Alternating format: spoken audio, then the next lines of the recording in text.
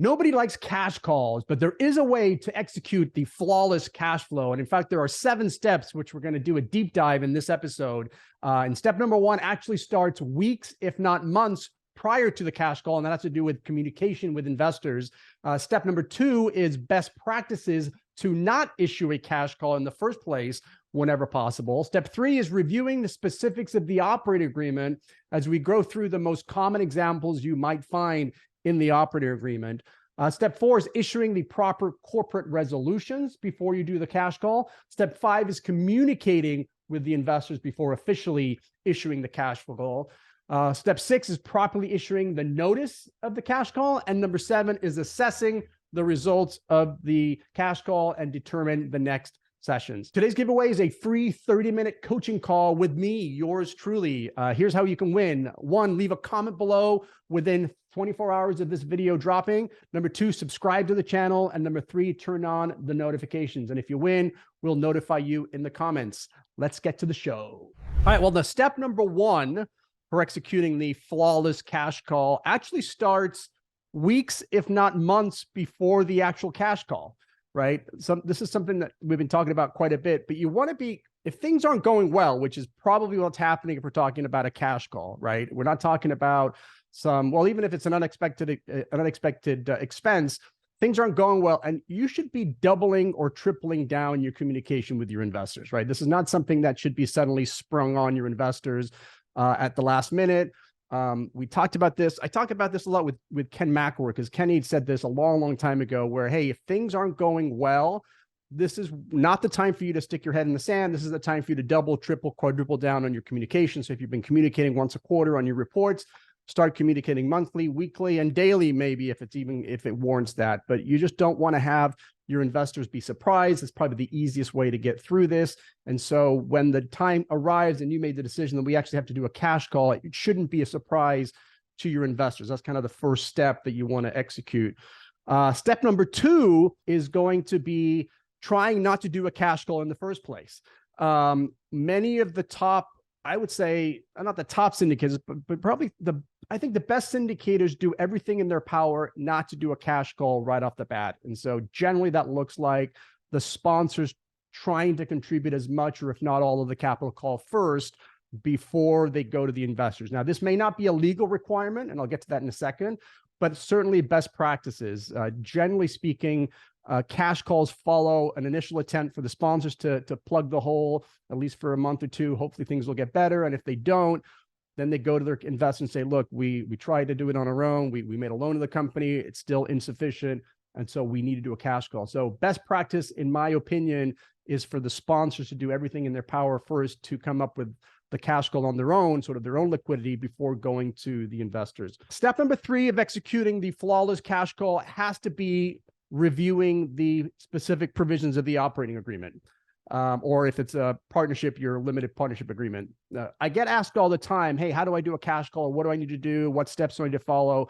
And every single operating agreement is going to be slightly different. I mean, ours is obviously, the ones that we do are almost all the same, unless the clients ask for a specific change. But you want to pay close attention, because that's what's going to govern. There's going to be a section, most likely in your operating agreement. There might be reference to it in the PPM, but it really is going to be in the operating agreement. There's going to be a section in there called cash call or additional capital contributions. And there's going to be a step-by-step or a guide as to what you need to do in order to follow it. And you want to make sure you're following that to the letter of the operating agreement. Generally speaking, let's go through some options, because obviously it is what it is. Whatever operating agreement you have, that's going to be the cash call provision. But just in the future, if I want you guys to be aware of all the different potential ways of doing a cash call, so that if you kind of don't like the way your current operating agreement reads, because you never really paid that much attention to it, I want you guys to know what the options are moving forward. So cash calls generally can be in the form of debt or equity. So sometimes cash calls are simply, hey, when we need a cash call and investors come in and provide capital, that's going to be in the form of a loan. So it's not going to be an additional, capital account increase. It's just simply a loan at X% that's predetermined. And that's the way you get the cash call. That's how you sort of reward your investors for bringing in additional capital.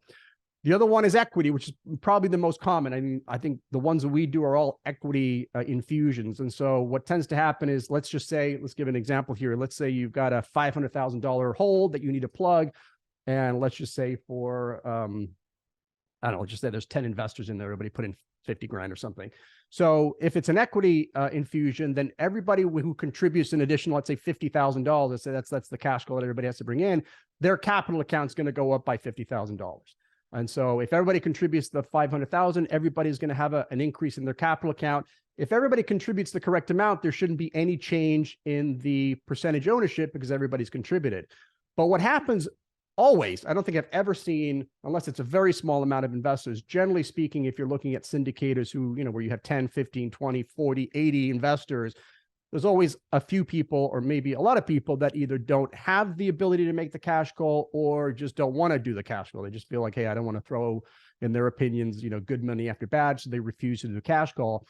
And it's important to remember that from a legal standpoint, most syndication agreements, certainly ours, are written so that there is no mandatory cash call. And the reason you have that is because investors on the front end want to make sure that if I'm going to write you a $50,000 check, you're not going to come back asking for more. Like, that's my legal requirement. I'm putting in 50K. The most I can lose is 50K. If you started having provisions in your operating agreement that, oh, it's mandatory cash calls, then there's no assurance from the investor that the most they could lose here is 50,000, and it becomes a little bit more challenging to raise capital. So most operating agreements, the ones I've seen, and certainly ours, do not have a mandatory cash call provision. However, there are usually serious repercussions if they don't make the cash call. And the legal difference is simply that when the cash call is mandatory and they don't make the cash call, they've actually breached the contract. They've breached the terms of the operating agreement. When it's non-mandatory, they haven't breached. There's just certain consequences for them not actually providing the cash call.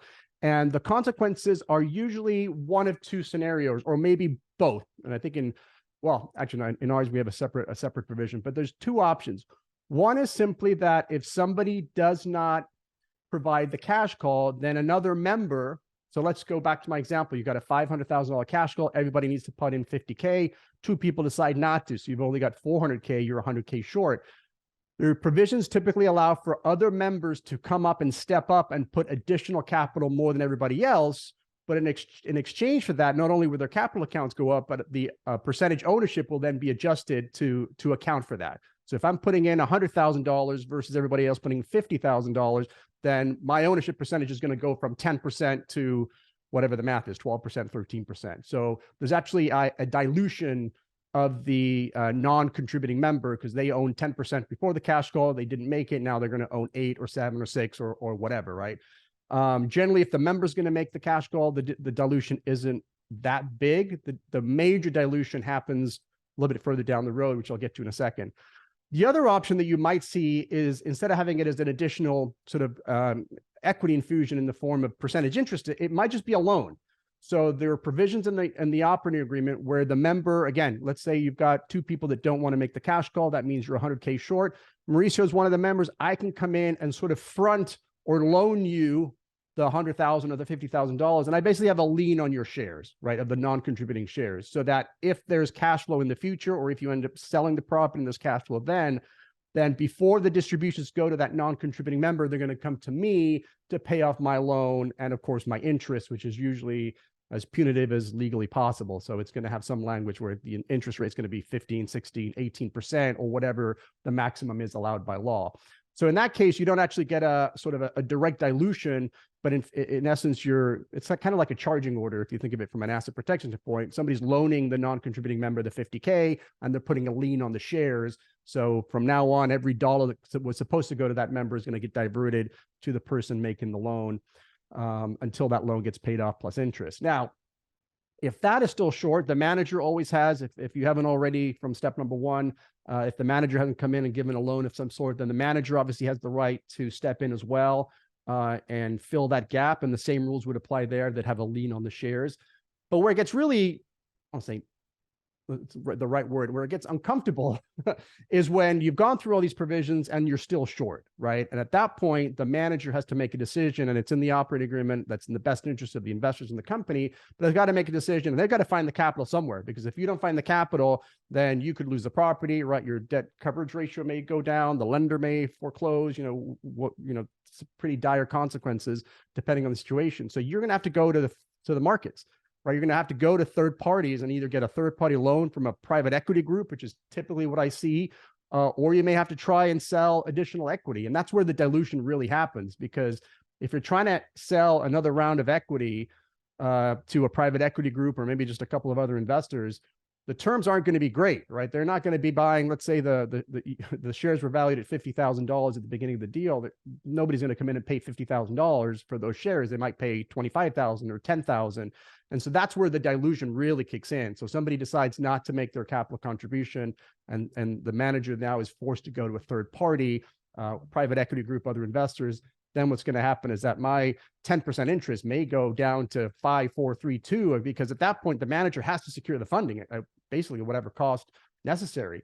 Because if not, then they're going to lose the whole property and everybody's going to lose all of their equity. And so that's kind of the extreme scenario, but that's kind of the last step that occurs. And we've gone through this where, private equity groups, they generally have pretty onerous terms, but when your back is up against the walls, those terms get even worse, right? So if you're dealing with a private equity group, you want to be dealing with them on the front end, right at the beginning of the project. You can negotiate good terms with them, and you can negotiate whatever you think is best for your company. If you're coming in now late in the game, sometimes they come in when you're short on a raise, right? But certainly when there's a cash call, it's going to be some pretty onerous terms. And you're authorized in the operating agreement because you've got, at that point, you've gone through your cash call provision, and it's basically failed. The members have decided as collectively not to contribute all of it. So that's probably the most dire consequences. But pay attention to the operating agreement. Know there's several ways. There's no one size fits all. So I encourage you guys to review it. And if you don't like the way the cash call provisions are written, or you hadn't paid attention before, talk to your securities counsel so that at the next one that you guys do, it fits whatever scenario you want. And maybe you want them to be mandatory too, by the way. That's certainly fine if you want to take that position. But just pay good attention to that. The other thing that's going to be in that operating agreement is the notice provision, right? So you're going to want to provide proper notice to the investor. So there's going to be a provision in there that's going to say, hey, this is how notice is going to be provided. You're going to have to wait X amount of days. And so again, that's something that you want to pay attention to. Step 4 of executing a flawless cash call is going to be drafting a corporate resolution, or in this case, probably a written consent if it's an LLC. You want to document from a corporate resolution standpoint, corporate record standpoint, this decision. You've made a decision that a cash call is required. This is a decision that's made at the sole discretion of the manager. You want to make sure that not only do you put together a pretty thorough written consent, or a corporate resolution, essentially, outlining all the reasons why, sort of justifying why, in your opinion, this cash call is warranted, and you are now hereby authorizing the company or authorizing the manager to go ahead and issue this cash call. It's an opportunity for you to really write a nice little sort of a diary almost of sort of your position as to what happened and what's causing the cash flow, and it's just something sort of to help you back up the decision. But it's also technically the document that really gives you the power to go out and do this execute. So I would definitely do a written consent. Step 5 of executing a flawless cash flow is communicating with the investors. Again, if we go back to step 1, it shouldn't be a surprise, but once you've made the decision to do the cash call, I would recommend that you then reach out to your investors before you start sending out that cash call communication, via the notice or the email or whatever you're going to send. Good practice is to either, depending on how many investors there are, if there aren't that many, pick up the phone, talk to them individually, let them know, hey, here's what's going on. It shouldn't be a shock to them. And let them know, hey, we're going to do a cash call. This is how much it is and all this stuff. And it's just sort of a courtesy call. It's not required, but I think it just makes good sense from a relationship standpoint. And of course, if you've got 40, 50, 60, 100 investors, that's not going to be practical. So you're probably going to want to have a little Zoom call or however you guys are communicating, but just communicate to your investors and give them the heads up that they're going to be receiving a formal notice of a cash call, so they're not surprised when they open up their mail or their FedEx or whatever the mechanism is. Step number 6 of executing the flawless cash flow is making sure that you do issue that notice in compliance with the operating agreement. You want to be following. This is not a time to sort of wing it. You want to be, first of all, I probably should have added this into my steps, but I should have definitely added this to my steps. Early on in this process, you want to obviously be working with your securities attorney. I mean, they're going to be advising you. They're going to be reviewing that language and going through it with you. So definitely be talking to your securities attorney and making sure that you are following the operating agreement step by step. In fact, I would highly encourage you all to do that. You even if it seems pretty straightforward, I would definitely be checking in with your securities counsel. They're certainly going to be writing the corporate resolution, but you want to make sure that you're following the step by step, and there's going to be timelines, right? You're going to have a week or 10 days or 2 weeks or 4 days or whatever the operating agreement says when they have to give the cash call. So you want to make sure that you're delivering the notice properly and waiting the proper amount of time. Step 7 is going to be, obviously assessing the results, right? So the results come in. I've never, not that I've been a part of too many, since we've had a pretty good run here for the last 15 years or whatever, but I've never seen a cash call so far that's been perfectly flawlessly, we need X amount of money and everybody contributes. You're always going to be short. And so that's when you want to assess the situation and figure out, okay, what are our next steps? Is there 1 or 2 investors that we know that are going to be able to fill in this shortfall? Should we give them a call? Or do we now have to, go to the outside market, and who do we know out there and who's going to either give us a loan so we can fill this hole, or are we going to have to go sell equity, which, to be fair, selling equity is probably the hardest of them all and probably the most expensive. I think most, if it's something that a third party or the quote unquote market's going to give you, it's probably going to be a loan, and it's going to be, ahead of everybody else except for the lender, and it's going to be owner's terms, and you're going to want to, pay that back really, really fast. So, and again, communication, right? So communicate the results of the cash call to your investors and let them know that, what the final accounting is, how much you're short, because you will be short. In fact, a pro tip, by the way, I would recommend is when you're thinking of the cash call, let's say you need 500,000, you may want to overshoot. I mean, maybe that's maybe not a step, but it's maybe a pro tip. Shoot for more. So if you have a $500,000 cash call, maybe do a cash call for 750 and have everybody put in 75K instead of 50K, because you know that not everybody's going to be contributing and you're going to be short. And maybe you tried for 750, everybody's short, and you end up at 500, which is kind of what you need. So that's maybe a tip that I definitely, seen it in clients that we've done, and something you may want to consider. So anyway, I think those are my 7 steps. Kind of half legal, half best practices from, and I really had to dig into my memory bank. I mean, these cash calls, these were back from the, sort of the 08, 09 era that happening. I haven't really participated in too many cash calls since. The biggest heartaches that I've seen lately are sort of at the end of capital raises, to be honest with you. People are short on raises, and that now, how do we get the extra 500 grand or $1 million to finish the raise? But, knock on wood, things have been going pretty well until now, but obviously things are softening a little bit. As you guys know, the market has declined. Obviously, there is no real estate market, so every market's different, but a lot of the markets have been going down 10, 15, 20%. And so there's a lot of stress out there, and there's definitely an uptick on cash calls. So I wanted to share it with you guys.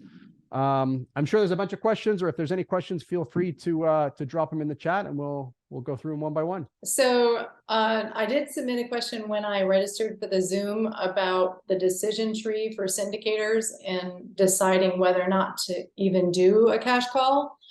But I also have the flip of that question. What is the decision tree for investors to decide whether to contribute to a cash call? I apologize. I didn't see. I actually got a specific notice that there were no questions. Did you do it from the email? Did you respond to the email? So we missed that. So when you say decision tree, I'm not quite tracking, but I'm happy to answer. So let's start from you start from the sponsor side. What's the decision tree that you were talking about on the sponsor side? Well, I mean, it's kind of like, first answer this question, and if it's yes, then you go this way. If it's no, then you go this way. That's what I mean about a decision tree. I mean, the first question is, do you absolutely need the cash call, right? Do you need the capital is going to be the first question, yes or no. And if we're having this discussion, hopefully it's not at the last minute. You're actually making some projections. So, you're about to run out 2 to 3 months from now. You should know obviously how occupancy is doing, or how rents are doing, how your renewal. So it shouldn't be you shouldn't be waking up on a Monday and suddenly realize you're out of money, right? So there's going to be a little bit of a leeway. Then the next decision I would think is going to be, are you able to cover that shortfall on your own? Like, can you avoid the cash call to the investors? Can you go to the investors and say, hey, look, again, hopefully you've been communicating whatever downtrend has been happening. That shouldn't be a surprise, but like, hey, we're short. we're going to have to contribute, 3 months worth of capital, and that's going to be 200 grand or 300 grand. And, the sponsors are going to cover that. We're going to do it in the form of a loan. Typically that's going to be a form of the loan. And that's going to be, that loan should be ahead of everybody else other than the lender. So if, whenever the cash flow comes back, it's going to go to pay off the loan. And the operating agreement is going to have, for that type of loan, is going to have a rate, and it's pretty reasonable. I think it's usually around 10%. It's not a punitive amount. So the manager can loan money to the company at any time if it needs it, and there's a reasonable interest rate associated with that loan. And then it really comes down to if you can, obviously, if things patched up or not, right? I mean, if this is a temporary, for whatever reason, then it may or may not go away. If it's a permanent thing, like, I don't know, there was a hurricane and your roof blew off and you need to replace the roof. I mean, that's not going to go away until you replace the roof. So, and these days, what's happening, as many of you know, is that the lenders, especially with these loans coming due and everything, they're actually coming to syndicators and requesting some additional reserves to be put aside in escrow. And again, that's not going to go away. That's probably the one, now that I think about it, is probably the one that's the most common right now. Because I'm not seeing, terrible, hey, vacancies are low, or we can't raise our rent, so we can't, it's usually the resetting of the interest rate, and the lenders are coming back and saying, look, we're going to have to see 6 months more reserves or what have you. And so that's a big number, and again, that's not going to go away. So it again shouldn't be a surprise. And but I think you just got to, in terms of a decision tree on the sponsor side, just, do we need the capital? Can we pay for it? And if not, start having some conversations with your investors, because there's always a few investors that are kind of your lead investors, or maybe your investors that have been with you for a while and really believe in you and the project, that they may, if they have the ability, they'll be able to contribute a little bit more capital than everybody else, in exchange for, obviously, be rewarded for that, either additional equity or an interest rate that's favorable in these conditions.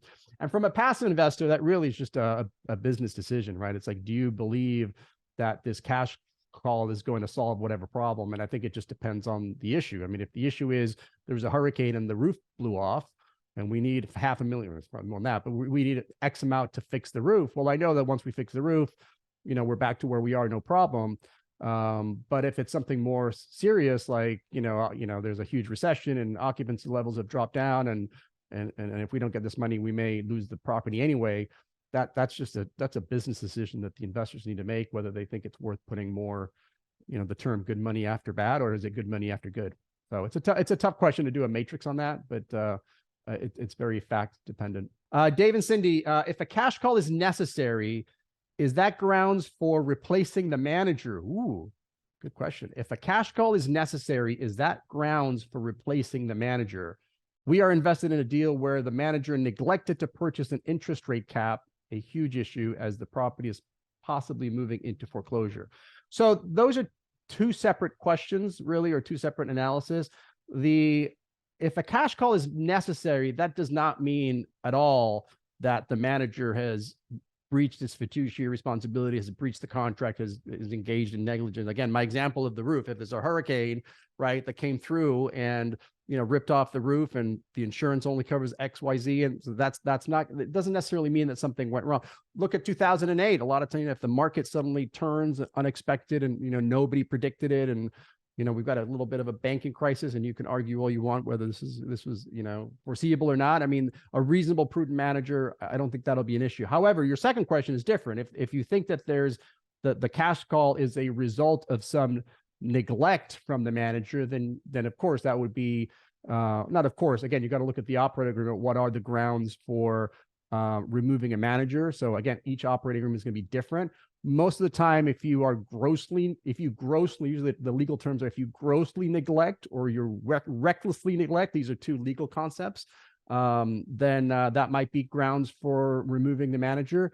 But also that you got to look at the voting, like, what voting percentage do you require to remove the manager? So I would point you, Dave and Cindy, to the operating agreement of your specific deal.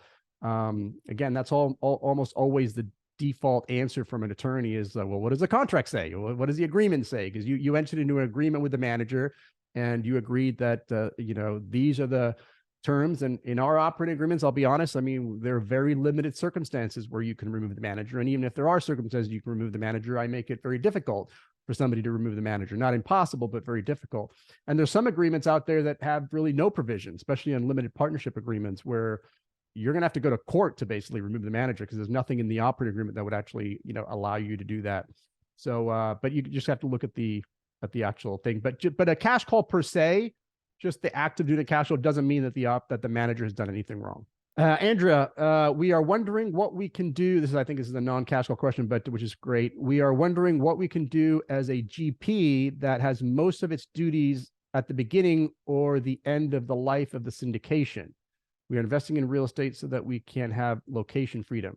We are wondering what we can do as GPs that has the most of its duties at the beginning or the end of the life of the syndication. We are, I almost feel like those are two different things. So location freedom is, I have location freedom, but I'm always busy. But the location freedom for me just means you can do it from anywhere.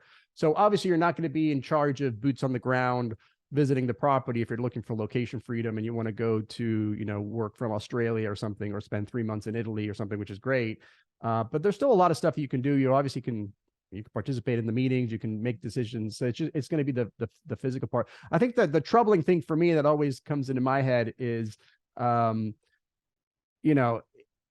if you're raising a lot of the capital and you're only involved on the front end, that may cause issues for your broker-dealer exemption, because in order for you to rely on the exemption of not having to register as a broker-dealer, you have to be involved in substantial duties, and that usually means substantial duties after the deal is closed. So once the deal is closed, you've raised all the money, what are you doing? And if you've now taken off and you're nowhere to be found, the question is going to be, did you participate materially, and did you have substantial duties in the investment? But location freedom, these days everything is pretty virtual, other than, again, you're not going to be able to do boots on the ground, visits to the property. But you should be able to do most of the other stuff, from home. So if you can work from home, you can work from anywhere, right? And then, do investors have a choice about investing more during a cash call? Again, generally it's not mandatory, so you have the option. So you're not going to be the investor will not be in breach of any contract if they decide not to invest in the cash call, but the investor should review again the operating agreement to make sure to see what the consequences are, because there's a good chance you'll get diluted. So I gave the example of 10%. More realistic is you own 2.3% of a syndication. That percentage may get diluted down to 2% or 1.5% if you don't contribute money and somebody else contributes on your behalf, or contributes more than you, then that means you're going to get diluted. So it's not required, but there are some consequences if you don't do it. Greg, do we need to check our operating agreement before sponsors loan their own money to the company to avoid a capital goal? Yeah, you want to make sure, I would hope they all have it, but you want to make sure that that's allowed, right? Again, there is a provision in our operating agreement that says the manager has the ability to loan. And like I mentioned, there's actually an interest rate that's mentioned in there. But I think, again, it's especially if it's a cash call situation, I think you're going to be in good shape. What you want to avoid, obviously, is just lending money to the company and getting a 10% return because you think that's a good investment for you. But it's, again, go back to the document. There should be a section in there somewhere that talks about loans to the company. And also, by the way, loans to the managers too. There's always language in there. So there's going to be a section in there about loans going in all kinds of directions. And so I would definitely check there before making it. But again, you're also not going to get any objection, right? Especially if you're charging a reasonable interest rate. You're not going to nobody's going to complain that, you lent the money to the company versus having a cash call. So you may have that out as well. You may want to get together with your investors and say, hey, we have two options here, guys. It's not really authorized in the operating agreement, but we can either do a cash call or we can put in 200 grand. And then you can have sort of maybe an amendment to the operating agreement that allows you to do that. And I can't imagine the investors are going to complain about having to skip a cash call. So, but definitely check the operating agreement, Greg, for sure, always. Long, non-topic question. Is there a process or best practice to handle investors that want to invest via cash deposit? Is there a process or this is non-topic. Sorry. Is there a process or best practice to handle investors that want to invest via cash deposit? I have family and family friends that want to group invest into an LLC to invest into a deal. The family member owns a cash business. Of course, KYC checks out and the money is clean. Can I accept cash investments into the deal? I'm not following as opposed to what type. I'm not sure if that's a typo. Can you invest cash investments into the deal versus what? maybe Yeah, hey, Long, do you want to? Yeah, hey, Long, how you doing? yeah, bud? hey, Mauricio. Yeah, so what I meant by that is, so typically we would, in our previous deals, we would, receive bank wires or, ACH. So Oh, these, physical cash. You're actually literally talking like a suitcase full of cash. yeah, exactly, because they have a cash business, which is a restaurant, for example. Yeah. Got it. That's a great question. I mean, it's always, man. Yeah, I honestly don't know. I don't think I've had that situation long. I mean, that is a great question. So they have a cash business. They run whatever, it doesn't matter. And then they want to put 50K in. I mean, I think that's the biggest, you hit the nail on the head in terms of KYC. That's probably your biggest risk. I mean, how do you know it's clean? You're taking on the sort of the money laundering risk, because it's, you do have that end time. It's the same as when you're taking international investors or when people are paying you through crypto. If the banks are not involved to help you with the compliance piece and do the AML and KYC, then that burdens on you. There is that risk, but I guess if it's family, and if it's your family, let's do the extreme. It's your parents, so you know for a fact that they run a legitimate business and it's a cash business. Is there a reason why they can't deposit the cash into a bank account and write you a check? Because because they do have a cash business, and some of the family members, like you said, might be, older, and they might just have it stuffed somewhere. I mean, so just kind of curious about that. Yeah. I mean, is it as simple as then just having them maybe go to, the post office and getting a banker's check or something like that? Or what do you call that? I think there's, if you go to the post office, I think the limit's like $600. So I don't think that's going to work. And a cashier's check, I think you have to have an account. So, but I just think look, there's nothing illegal about it, right? It's just, I think that if you take the suitcase full of cash and deposit it into your bank account, which is probably what I would do, right? Let's say I get $50,000 as a capital contribution. I would then deposit it into the bank account to have the record of there. I mean, I'm guessing the bank is going to be, I've never tried to deposit $50,000 in cash into a bank, but I'm assuming there are going to be lots of questions and may open you up to a bunch of stuff. But from a legal standpoint, as long as you do have that AML KYC, right? Anti-money laundering, and your customer. But it sounds like to avoid, me being scrutinized is probably best to have them deposit into a bank account. 100%. And wire it to me instead. Or write you a check or cashier's check, 100%. 100%. Okay. Because that'll eliminate all of the compliance. Now, because they're probably used to, I mean, them depositing 50K maybe not an issue because they've been doing it for years and their bank knows that they have a cash business. So they may not get, well, they've already got scrutinized years ago, and so they don't get scrutinized now. But if you've never done it before, if I went in there and tried to deposit 50K into my bank account, right, I don't know what would happen, but I can't imagine. I can't imagine nothing's going to happen. Yeah. But if anybody else has any bankers, or if anybody wants to chime in, I'm all ears, because that's an interesting, fascinating question. There he goes, Drew. Drew. Hey, Drew, how you doing? Anytime you deposit large sums of money, you are going to get your account flagged. Yeah.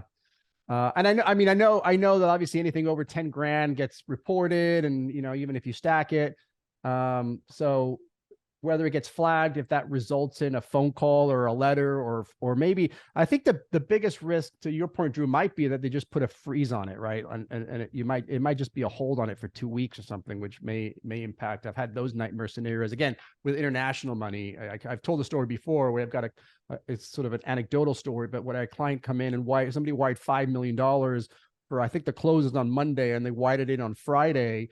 And of course, the bank put a hold on it. And remember, I forget the exact name, but there's like a financial crimes division, a government, that they can come in at any time if they think there's some suspicious activity and put a hold on it, literally freeze the funds, and they're in no rush to get it done. And in the meantime, you've got to close next week or something, and you need that $100,000 or $5 million or whatever the number is. So it just could be a huge issue.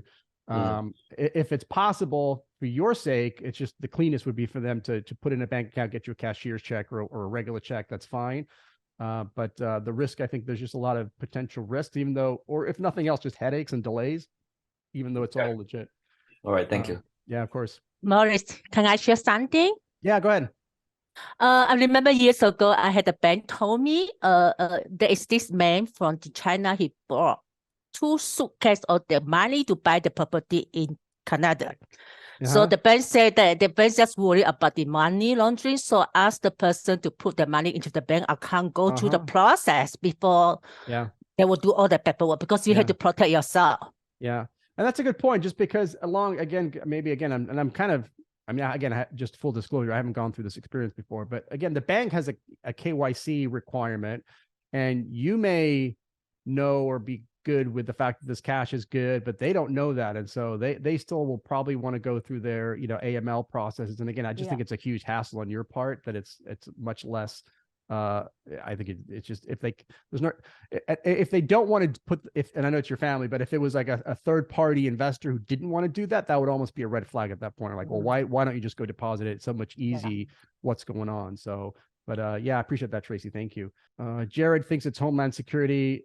Yeah, no, it's actually the I forget the name of it, but it's the Financial Crime Division, or it's something like that. I don't know if somebody wants to Google it, but Kendall, and you can lose your account because you are competing with the bank too. So yeah, that's all I wanted to say, because I used to work at a bank, and we had a company where they was doing ATMs.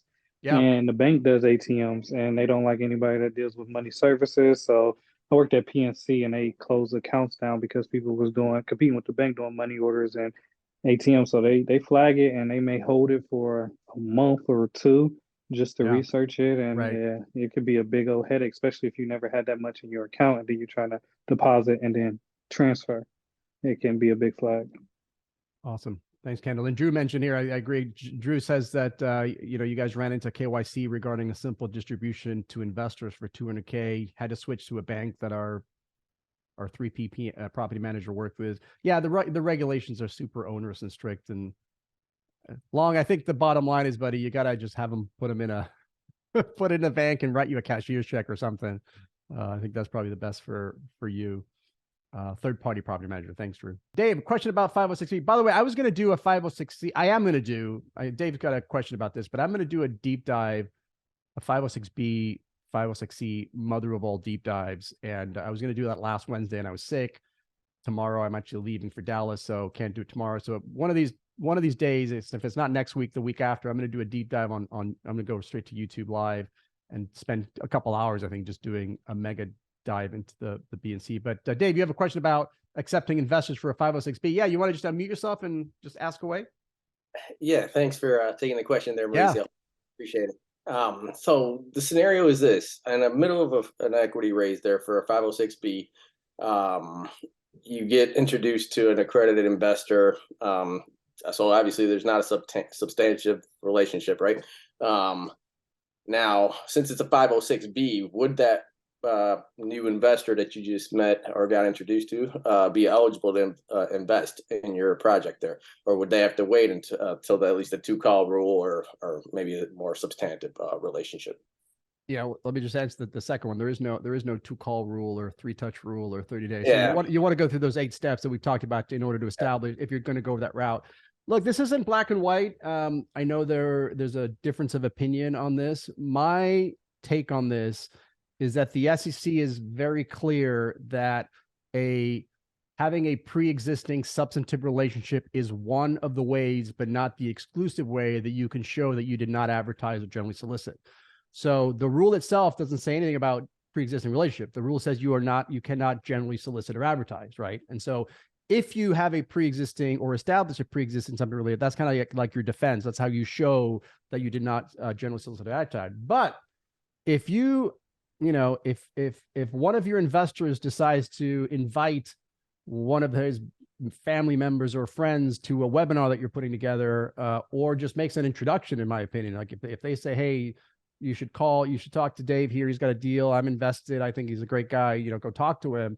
You obviously don't have a pre-existing relationship with this person, but you have not generally solicited or advertised. So I take the position that you are fine in that scenario. Now, that doesn't mean that you don't go through those 8 steps, so to speak, but it's not for the purpose of establishing you're not going to be able to establish a pre-existing substantive relationship. It's for the purpose of establishing that this person, that your investment is suitable for them, because you still have that suitability requirement. And so you still want to get on the phone and talk to them, get a questionnaire, do all these things so that you can remember the whole idea of this interaction, that they want to make sure that you decide and can figure out if this investor is sophisticated enough to invest in your deal, right? That's one of the things you're doing. Yes, you're trying to establish a pre-existing substantive relationship, but you're also trying to figure out if this person's sophisticated. Do they have enough, expertise in business and financial matters to evaluate the risks, be able to evaluate the risks and the merits of the deal? So you still want to go through that part. You don't want to just take a referral from somebody off the street. Oh, they're accredited. Let me just put them in my deal. I still would take those steps to talk to them, but not to establish a substantive relationship, but to establish the suitability requirement and document that part. But I take the position of referral, I think, is a great example. You know, you have not generally solicited or advertised to that person. Just make sure you've got it documented. And by that, I mean, you want an email that's coming from either the investor themselves that said, hey, I got your number from Mauricio. He said you had a deal. I'd love to talk to you. Or maybe it's just Mauricio saying, hey, Dave, please meet Jonathan. He's looking. I said, you guys should connect, and I'll leave the two of you connecting. That way you have something in your file that you didn't actually actively go out there and solicit this person. They came to you.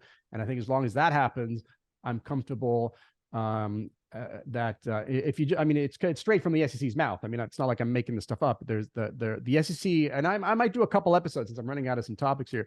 The SEC basically has a Q&A program. Like, you can go on their website and you can look at the compliance and disclosures and information, and it's literally question, answer, question, answer, question, answer. And one of the questions was about this substantive relationship, and I should probably memorize it, you know. So anyway, Drew, I think, said, is this relating to my thing? We have had this exact scenario before. Allowed persons with whom we don't have a relationship to invest. Yeah, came from a referral. And Jared and I were talking about it, and I should memorize it. If not, I should just have it easily available where I could literally read you. I think it's question 253.1, but it literally says, you know, a pre-existing relationship is one of the ways, but not the exclusive ways that you can show that you did not generally solicit or advertise. In a practical standpoint, 99% of the people use it, but I think a referral is a great example of where that would, you kind of have that exemption. Just to follow up to that, Mauricio, can you provide me guidance on that 8-step where we can find that tool there that you might have, just to make sure that we're implementing something that is a little bit more structured, I guess? I will. Yeah, I should have it. I should have something automatically. I will drop it in. Are you part of the Facebook group? Yeah. Oh, yeah. I will drop it in the Facebook group. Perfect. It's I actually have a little blurb on it. So and one of the episodes, I forgot, I should also have a list of the episodes here, but one of the episodes we went through, you know, how to establish a pre-existing, and we went through the 8 steps, but I have it in the written format. So I'll send that over to you, or I'll put it in the Facebook group. Perfect. I remember that episode. I just didn't save it. So no, that's good. And it's nice to have it in writing too. So absolutely. Thank you. Thanks, man. Luke, if an individual investor wants to pull out of a syndication prior to the life of the deal, can another investor buy their equity, and can a new investor enter the deal to buy the equity? My answer is going to be the same as the last one, which is you got to check the documents. There's going to be a provision in the operating agreement that talks about transfers, right? And so generally, so the answer is yes, but generally you have to, number one, follow the securities laws, because now that individual investor who's trying to sell that their equity to their security to somebody else, they've got to go through the same, you know, you have to register or find an exemption, right? And obviously they're not going to register it. It's just a $50,000 or $100,000 thing. And so you got to find an exemption, which is different from 506B, 506C, but there are other exemptions. It's specifically going to be Rule 144. There's usually a 1-year holding period, but you got to make sure that you've got the securities part handled. But even if you have the securities part handled, let's say it's been over a year and you've got all the approval from everyone and everybody's fine with you transferring that to the person, there's generally what's called a right of first refusal provision in most operating agreements, and ours certainly has one, because the manager generally wants to have the option to keep control of who is in their deal or not. So generally you have to go find this individual, negotiate a purchase price and terms, and then you've got to come to either all of the members sometimes, or maybe just the manager. We actually initially had it way back when, where you had to offer it to all of the current members, and that got just time consuming. So now we just have it offered to the manager, but you've got to offer the exact same terms that you're going to sell it to a third party. You've got to offer it to the manager first, and they have a right to match that offer within 30, 60, 90 days. And once you clear both those hurdles, the securities law hurdle, and you've got an exemption, which is probably, again, Rule 144. We did a whole episode on that as well, which is just called resale of securities. And you've complied with the transfer provisions in your operating agreement, then yes, it is possible to sell as a passive investor, to sell their equity position. In fact, that's usually the only way they can get out, because the documents are very clear that this is an illiquid investment. And so if they want to sell, they've got to be able to hold it through term. But if they find somebody else, they can just follow the securities laws and the operating agreement. Susanna, I don't know the answer to this one. What is the best way to find preferred equity if the cash call is insufficient? That's just like everything else. It's a relationship business. So I would probably recommend that you, if you, or I'm sure you are already, at all of these events, right? You go to all these seminars and webinars, and maybe more seminars and webinars, because the whole point of seminars isn't so much the content, which is always great. It's all the networking. That's why people network, or whether it's a meetup, but that's how you meet people. And that's how you either meet the actual private equity groups, or you meet other people that are using private equity groups. You can ask for referrals. I mean, I guess you can also Google them, but anyway, so these are just called private equity groups. And a lot of times they're just other syndicators really that are looking to come in and buy LP interest, that kind of in between, the lender and the equity. And yeah, Drew, Mauricio, you should consider going further on this topic, secondary market within syndications, in a future webinar. I think it's going to be a growing topic. Yeah, we actually, the new company Second RE is an example of this. We did, Drew, we did an episode. It's exciting, actually. We've done 52 episodes, so I've lost track of which one it is. But we did an episode a while ago, actually, early, I think in the 20s. And it was really in the wake of tokenization, to be honest with you. I do think we did a couple episodes on that too. I do believe tokenization is the wave of the future. And 5 years from now, a lot more, if not the majority of the syndications will be tokenized. And therefore there will be finally a secondary market for syndicators.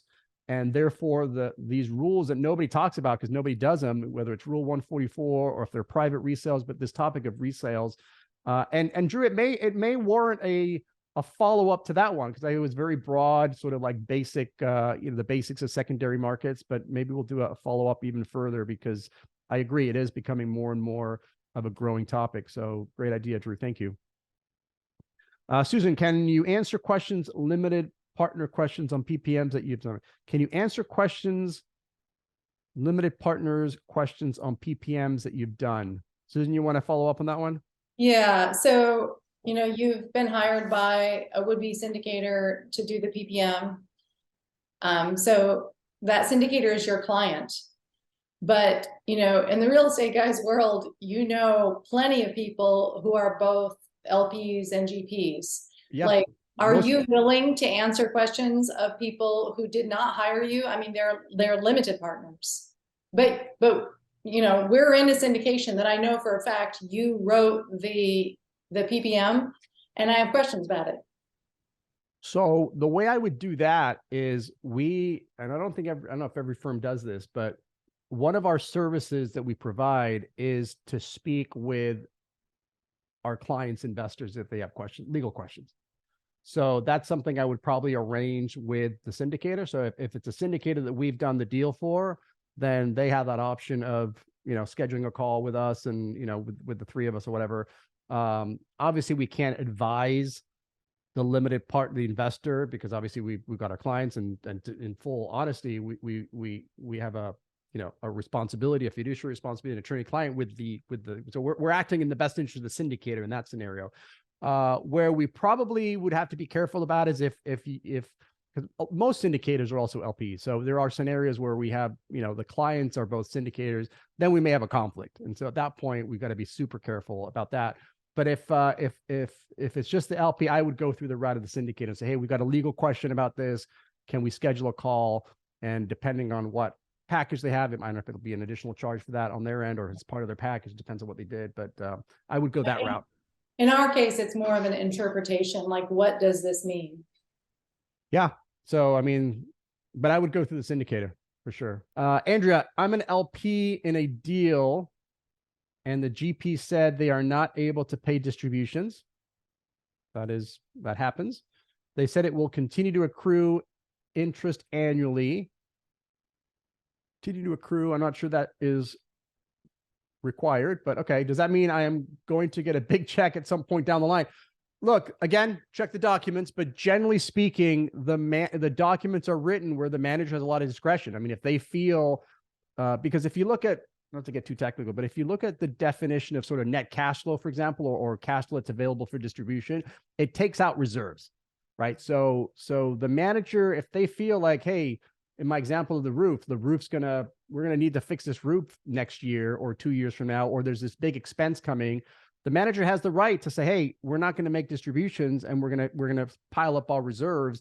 And then again, at their discretion, they can release those reserves at a later date. A lot of people were doing this during COVID, right? When we didn't know, everybody's talking about 50% economic vacancy, the world's falling apart. A lot of people stopped distributions because they just didn't know.